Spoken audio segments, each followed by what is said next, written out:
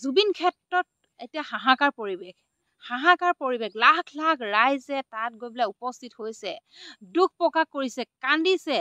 আৰু এটা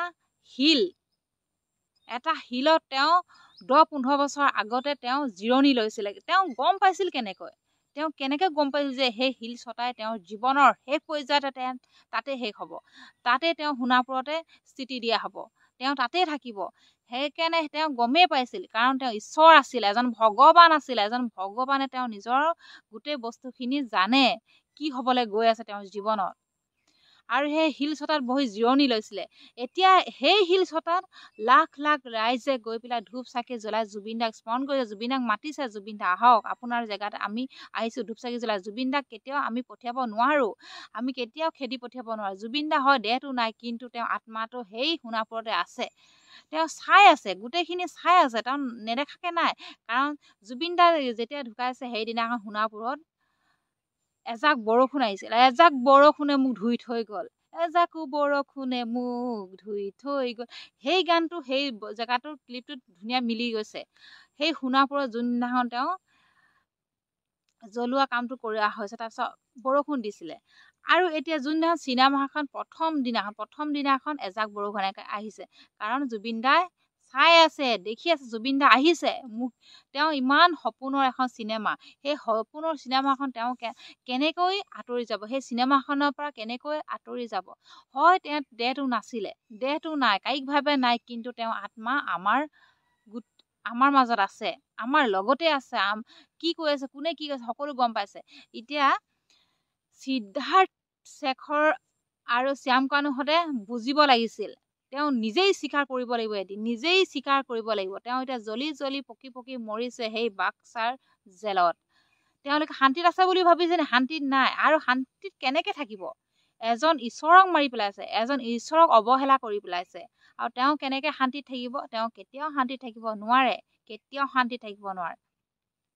এজন ভগৱানক শেষ কৰি পেলাইছে কুকুৰকেইটাই, ভগৱানক মাৰি পেলাইছে। কেনেকুৱা হ'ব এইকেইজনক মানে শাস্তি। আৰু জুবিন দাই কেতিয়াও তেওঁলোকক শান্তিৰে খাবলৈ শুবলৈ নাই দিয়া। সেই জেলৰ ভিতৰতো তেওঁ আত্মাই তেওঁ কেতিয়াও শান্তিত থাকিব নাই দিয়া। তেওঁ জুবিন দাই গম পাইছে, তহঁতৰ কাৰণে মোৰ আজি এনেকুৱা অৱস্থা হ'ল, তহঁতৰ কাৰণে মোৰ সংসাৰখনৰ পৰা আঁতৰি যাবলগীয়া হ'ল, মোৰ দেউতা এজন পিতৃক পৰা আঁতৰি যাবলগীয়া, এজন মৰমৰ পত্নীৰ পৰা আঁতৰি যাবলগীয়া হ'ল, লাখ লাখ ৰাইজৰ মৰম চেনেহৰ পৰা আঁতৰি যাবলগীয়া হ'ল এই কুকুৰকেইটাৰ কাৰণে। তেওঁলোকক কেতিয়াও শান্তিত থাকিব নাই দিয়ে, কিন্তু তেওঁলোকে জ্বলি জ্বলি মৰি মৰি পকি পকি মৰিছে তেওঁলোকে। আৰু জুবিন দা জীয়াই থকা আগত বহুতখিনি তেওঁ এই চিনেমাখনৰ যোগেদি বহুতখিনি চিনেমাখনত তেওঁ ষ্টৰিটো লিখি থৈ গ'ল। তেওঁ গমেই পাইছে, তেওঁ ভগৱান নোহোৱা হ'লে, তেওঁ এজন ঈশ্বৰ নোহোৱা হ'লে তেওঁ জীৱনৰ কথা কেতিয়াও গম নাপায়। আমি এতিয়া কেতিয়া মৰিম, ক'ত কি হ'ব, আমি কি লিখিব পাৰিম? কেতিয়াও লিখিব নোৱাৰোঁ, কেতিয়াও এনেকুৱা এটা ওলাব নোৱাৰিম, কাৰণ আমি এজন মনুষ্য হয়। জুবিন দা হৈছে ভগৱান। জুবিন দাই ভগৱান কাৰণে নিজৰ ষ্টৰিটো লিখি মেলি কাহিনী কৰি এখন চিনেমা কৰি থৈ গ'ল। এই চিনেমাখনৰ কথা ভাবিলেই বুকু বিষাই যায়। কেনেকে ইমান নিজৰ জীৱনৰ কথা কেনেকে জানিব পাৰিলে ইমানখিনি কথা? বহুতৰে বহুত প্ৰশ্ন, কাৰণ জুবিন দা ভগৱান মানে কেলে কৈছে, তেওঁ ইমান লাখ লাখ ৰাইজক সহায় কৰিছিল, কিমান মৰম চেনেহ কৰিছিল, আৰু ইমান বৃদ্ধ এতিয়া আইতা ককাবিলাক আহি চিনেমাখন চাইছে, জুবিন দাক সুঁৱৰিছে। সেইবিলাক আইতা ককায়েও কৈছে যে জুবিন ভগৱান আছিল। জুবিনে নিজৰ কাহিনীখন নিজে কেনেকে বনাব পাৰিল। সাগৰতে মৃত্যু, সাগৰতে শেষ হৈ গ'ল, এখন সাংঘাতিক ধৰণৰ চিনেমা।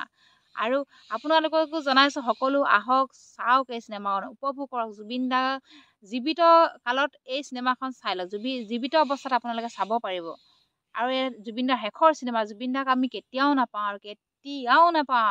আমি জুবিন দাৰ যিবিলাক পুৰণি গীত সেইবিলাক আমি সদায় উলিয়াবলৈ চেষ্টা কৰিব লাগিব। জুবিন দাৰ যিমান পুৰণি গীত আছে সেইবিলাক আমি শুনিবলৈ চেষ্টা কৰিব লাগিব। আৰু গৰিমা বৌ কৈছে যে জুবিন মোৰ লগত ইমান বছৰ আছিল, মই কেতিয়াও অনুভৱ কৰা নাছিলোঁ যে জুবিন ভগৱান এজন মোৰ লগত যে আছিল, মই ভবাই নাছিলোঁ। এতিয়া তেওঁ অনুভৱ কৰিছে যে সঁচাকৈ এজন ভগৱান মোৰ লগত আছিল, মোক ভগৱানে দিছিলে, কাষত মোৰ এজন ঈশ্বৰ আছিলে, তেওঁ মই বুজিয়ে নাপালোঁ। যাৰে হ'লেও মনত দুখ লাগিব। এতিয়া মানে যিবিলাক গীত আহি থাকিব যিবিলাক গীত চিনেমা সেইবিলাক আহি গৰিমা বৌ মানে অন্তৰখন মানে বিষাই যাব মোবাইল খুলিলেই জুবিনদাৰ গীত অকল জুবিনদাৰ স্মৃতিবিলাক আমাৰ মাজত আহি থাকিব কেনেকৈ পাৰে গৰিমা বৌয়ে কেনেকৈ মানে তেওঁ যে ধৈৰ্য ধৰিছে ক'ব পৰা নাই আমি দেখি চাই এইবোৰ চাই চাই চকু পানী ওলাই আছে কেনেকুৱা লাগে আৰু যি কি নহওক অতি সোনকালে কিন্তু জুবিন দাই ন্যায় পাব লাগিব জাষ্টিছ ফৰ জুবিন গাৰ্গ অতি সোনকালে ন্যায় পাবই লাগিব দুখীয়া শাস্তি পাবই লাগিব দুখীক ফাঁচি দিব লাগিব শাস্তি মানে শাস্তি সাংঘাতিক ধৰণৰ শাস্তি দিব লাগিব তেতিয়া জুবিন দাৰ আত্মাই সদগতি লাভ কৰিব জুবিন দাই মানে সুখ অনুভৱ কৰিব